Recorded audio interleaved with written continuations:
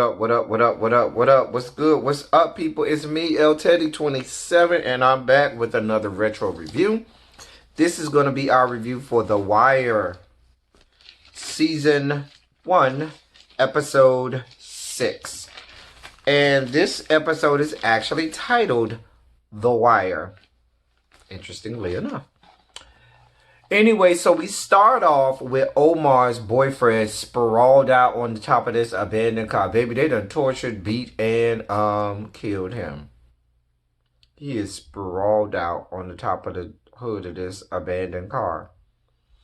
It's conveniently right behind this abandoned building where Wallace stays. Wallace and Pooch stay.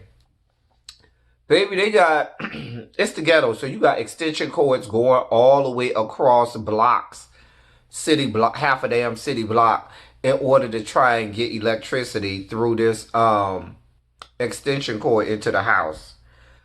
So he wakes up, he's the first one up in the house. He gets up, goes into one room. I don't know who that is. I don't know if that's his daddy, the mama, because there was some white girl, so I don't know if that was his mama. But there was some man and some lady in there, looked like they was getting it down. In the other room, you had like 12 kids over there. 12 little kids. Of varying ages and sizes, but all of them younger than him. So he get all of them up. He got to fix their food, this, that, and the third. Make sure they go to school, this, that, and the third. So he basically taking care of the whole family. He meets up with Poot, and they, while they're on their way, I guess going down to the low rises, they see the whole crime scene and everything, because the police done got there and they are roping out Brandon. Brandon is the name of Omar's boyfriend that got killed. And so this fucks with Wallace, because his one eye is, I guess they didn't shoot him in the eye, but one eye, I guess they gouged his eye out. And the other eye is open, and he's like looking at Wallace, and this fucks with Wallace. I mean, it really, and you could tell he regrets. Because remember, Wallace, I think, saw him first. And then he told Poot, or was it the other way around? Anyway, Wallace regrets causing all of this to go down. Okay? So then, because even if it wasn't Wallace that told Poot first, remember when Poot said, I don't think they coming, and Wallace said, no, he told us to wait, so we're going to wait here till they get here. Whatever. He regrets it, okay? So we did see McNulty and his sergeant go into Major Rawls' office. Now, Major Rawls tells his sergeant, listen, tells the sergeant and McNulty, listen, I don't give a fuck what y'all got going on. I expect you, McNulty, no matter what y'all got going on in that Barksdale detail, I expect you to be your ass back down here to homicide in a week, so that everybody don't have to pick up the slack for your ass. Don't fuck off. In a week, you gonna have your ass back down here. You could tell McNulty is like, in his mind, like, how the fuck? Child. D at home taking 5 hours to pick out an outfit and get dressed. Scrippa girl is there, and she done stayed the night. So you can see they getting close. Back down to the office for the Barksdale detail. They got wiretaps on, and they doing their things with the payphones and so forth.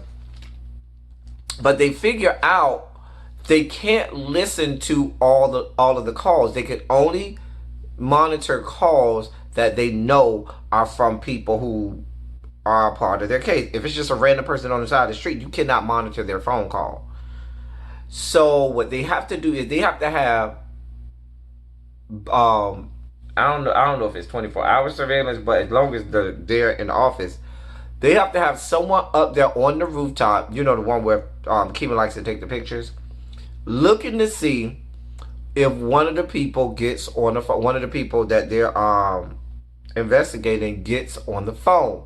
If they go get on the payphone, they call down to the office and they tell them, listen, that's one of our guys, listen to the call. So they got to always be monitoring. All right, so that's so that's what's going on with that. So then Herc gets mad at his feelings, like, I ain't signed up for this bullshit, sitting up on no damn roof and all of this stuff. Freeman goes in on him and said, you know what, do some goddamn police work. What the fuck you thought you was gonna be doing? Get your life in order, Herc. Herc is a real knucklehead. But y'all will see later on in some subsequent seasons what ends up happening to Herc. Anyway, McNulty goes to see the crime scene of Omar's boyfriend, Brandon. And him and the guys talk about, the possible connection that it may have to the case that he has. Wallace then is down to the low rises talking about D. I'm sorry, Wallace is down to the low rises talking to D about seeing Omar's boyfriend's body and how he's fucking with him. And D is like, listen, you gotta let that shit go. And Wallace sees and knows that D ain't, he's not an assassin like the rest of the dope boys. He ain't no killer like that. D got a heart. And so Wallace said, remember what you told us about not, having a heart with everything don't have to be so bad and stuff like that.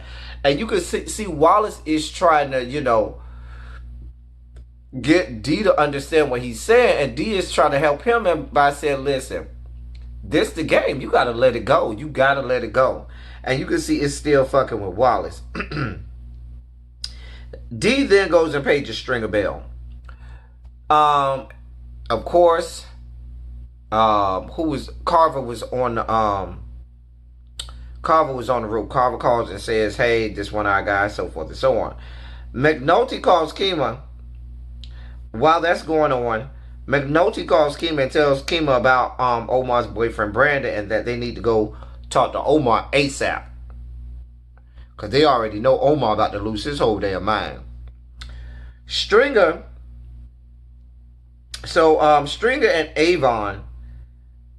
No, I'm sorry. Stringer calls D and tells D, y'all, I'm all over the place. I can't even hardly see my notes. That's why I'm all over the place today. I'm sorry, y'all. I seem so disjointed today. Anyway, Stringer tells D, what happened to that hopper that we got locked up? Listen, don't worry about it, D. We gonna get him out, and we gonna put our lawyers on it and get him out of juvie. D says fine. But Stringer asks him, is he one of the people that we need to be worried about? Because if he is, we gonna leave his ass in there. D was like, nah, he good. I need him. So they're gonna put their lawyers on him, the same lawyers that helped D out when he was in jail. We then see Stringer and Avon. Next thing we know, we down to the courthouse. Bodie in the juvenile court. The white lawyer is there, the one that worked with D. He's down there fighting for Bodie. They got it all laid out. They got the plan all laid out. They talk about, why Bodie did what he did, why he hit the police brutality. The judge says, well, I'm gonna put the state says, well, can we at least put him on the ankle monitor? The white lawyer says, well, his grandmother is on a fixed income. She don't even have a telephone in order for you to monitor him. And so now all Bodie got to do is go check in with his parole officer, not once a day, twice a week. So he got a real light sentence and stuff like that. He's getting off like a fat rat.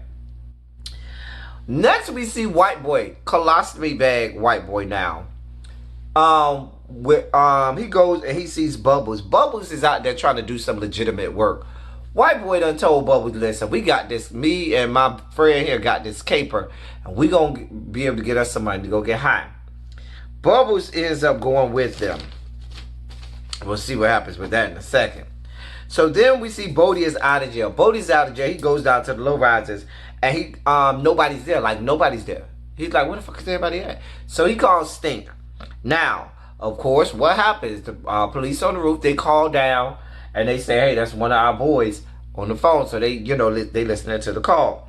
So Bodie tells, they tell Bodie, they said, listen,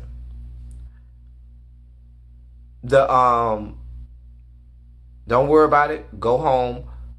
We'll catch you, later on in the week. Everybody gone. Don't worry about it. Now, the person who called downstairs to tell them that it was one of their guys is Herc. Herc is in complete disbelief that Bodie is out of jail. So Herc, because Prez answered the call first and told him, okay, this is one of our guys, we could listen to it. Herc says, let me talk to Carver. Carver gets on the phone. Herc says, you ain't gonna believe who the fuck that is on the phone. And Carver is like, who? He was like, you know who. He was like, hell nah. Herc said, we doing round 3 tonight. A mess.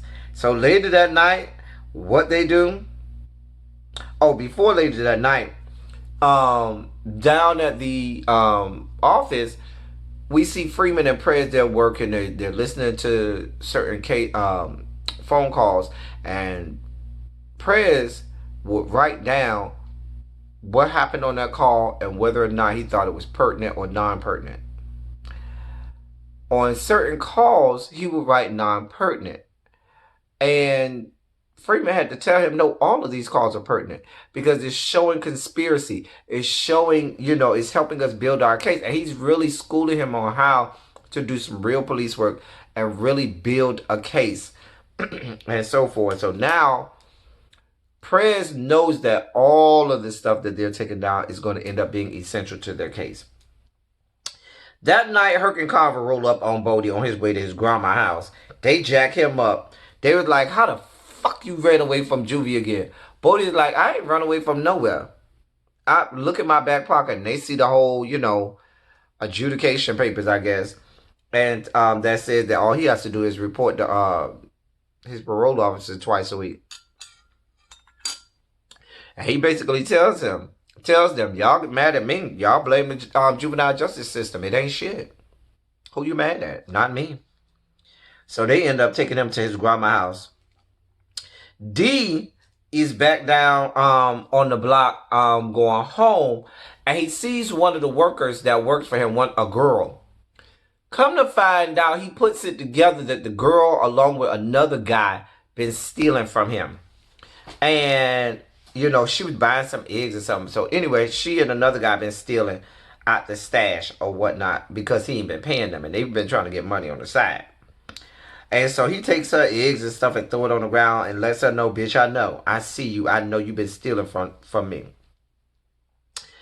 Major Rawls then talks to the sergeant and Buck and tells them, listen, we got these 3 cases that we don't work.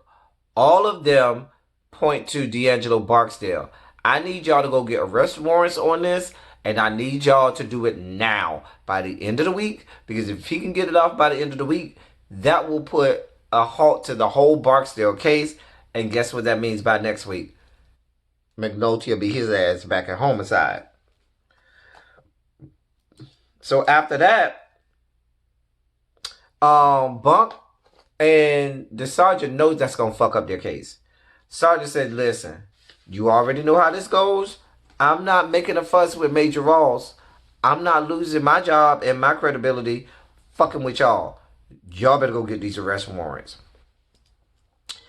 D, back down to the low-rises, the next day changes up people's positions and jobs and stuff like that because he got to change up who's at the stash because he knows that they've been stealing from him. He doesn't tell anybody why he's doing it. He just decides to do it. And he covers for the girl and the guy that had really been stealing from him. But he just moved them off the stash. One of the old guy detectives came into the office drunk. Drunk as a skunk. The same one that tried to throw himself down the stairs and caught himself right before Kima and McNulty came in. Him. He's just drunk as a skunk. Daniels takes him in the office and says, listen, you got 2 options. You can go down to medical and claim that you suffer from alcohol abuse and get some assistance like the employee assistance program. Or you can carry your ass up there to the roof, drunk as you want to be, but you're going to do some fucking real police work in this shit. You don't believe you just finna lay around here and not do nothing because you done had everybody in the office covering for you for the last 2 weeks. So he said that he was going to go up there and do some real police work. Sure. I don't know about that.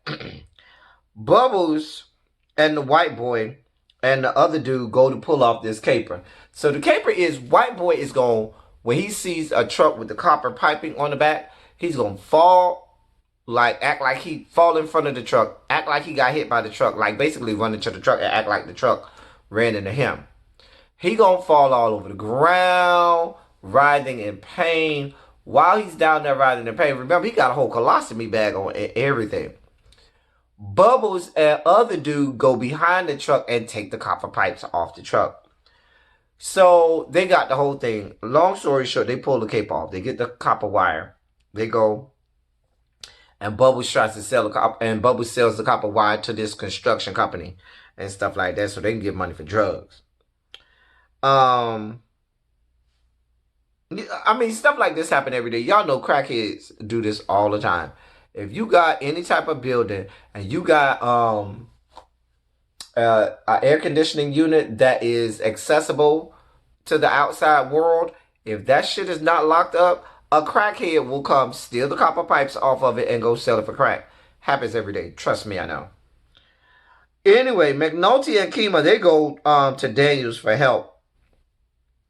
Because McNulty done found out from Bunk about this whole getting arrest warrants thing.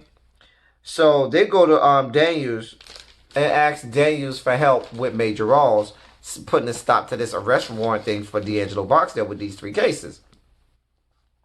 Because they know it's going to be a weak-ass arrest warrant, and what's going to end up happening is D going to get off. That's going to change up everything Barksdale them do and hips them to the game that they're being looked at, and now that's going to mess up the whole case. Daniels reminds McNulty, hey bitch, you might not give a shit about chain of command, but I do. Rawls is a major. I'm only a lieutenant. I can't go up there demanding stuff of a major. It doesn't work like that. Chain of command. And I can't go above his head. Not without going through him first. It's chain of command. So then we see Avon, Stringer, and Stink. They go down to the low. I think it was Stink. Or was that Bird? I think it might have been Bird. Avon, I know it was Avon, Stringer, and I think that was Bird. They went down to the low rises. What they're going to do is, they remember Avon said, anybody that helps us get the boyfriend or Omar, you get this much for the boyfriend, you get this much for Omar. But because there was so many people involved, they ended up having to split up the money. So everybody get like $500 or something like that. So they down there passing out money and stuff like that. You know, Avon getting caught up with how everything going down there at the low rises. They talk about, you know, who possibly was the snitch, this, that, and the third. D never gives up the dude and the girl that was stealing from him. Okay? He said, nah, everybody held up. Everything was good. Ain't nobody been snitching. Everybody did exactly what they were supposed to do.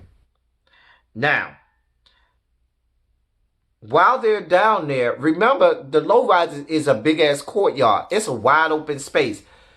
Somebody's on the top of the roof supposed to be watching this and could possibly be taking pictures, because you got Avon, Stringer, and I believe it's Bird, and D all in one place at one time. Pictures? Hello? Anyway, one of the old dudes was up there fucking off and never even got the picture. By the time he went over there to try and take a picture, they had already done drove off. A mess. Just a damn mess. Daniels goes down to Rawls, Major Rawls, and basically is begging Major Rawls to not, you know, do this whole thing with the arrest warrant for D'Angelo Barksdale. Major Rawls looks at him and is like, no. He was like, please, could you just do me this favor? No. A mess. Major Rawls basically said, bitch, kiss my ass and get out of my office. We then see Omar call, Omar paged McNulty, all right? And McNulty called Omar back, and Omar said, I need to see Brandon. I want to see him. White boy Bubbles and the other dude are getting high.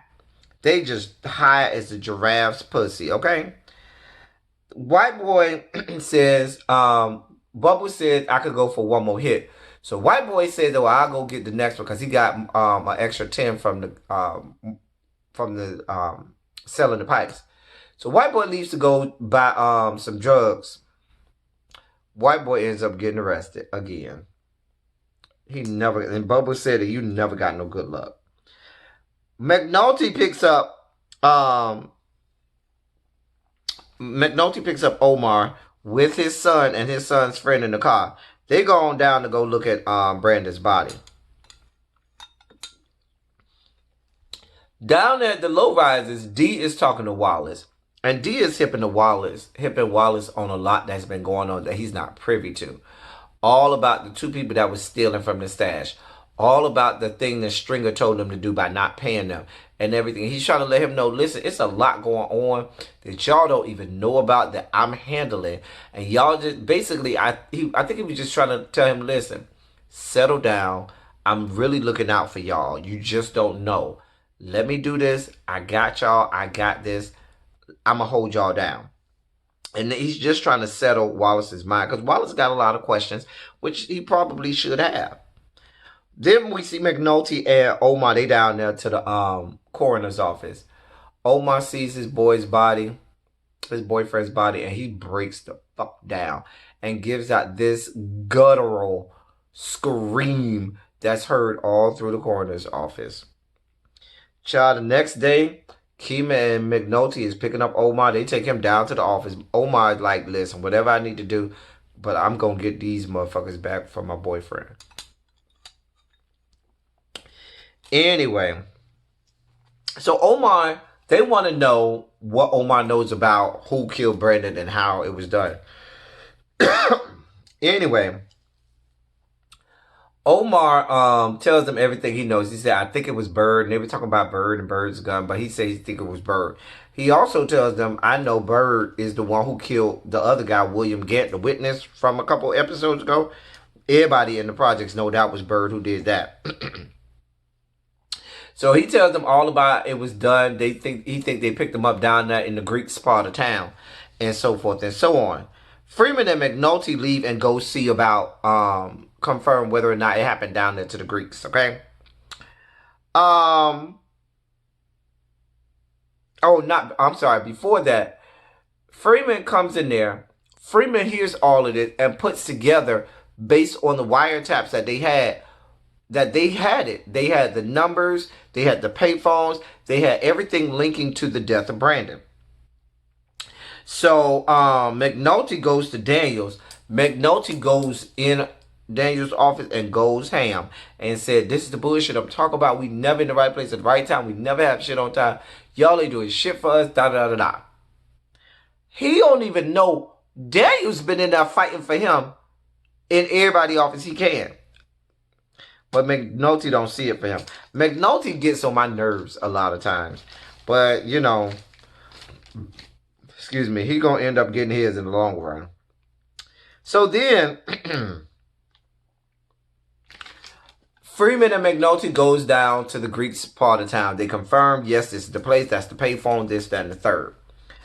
Daniels then goes, we then see Daniel goes over to Major Burrell's, not Major Burrell's. He goes to his major, and he asks his major if he could go talk to Major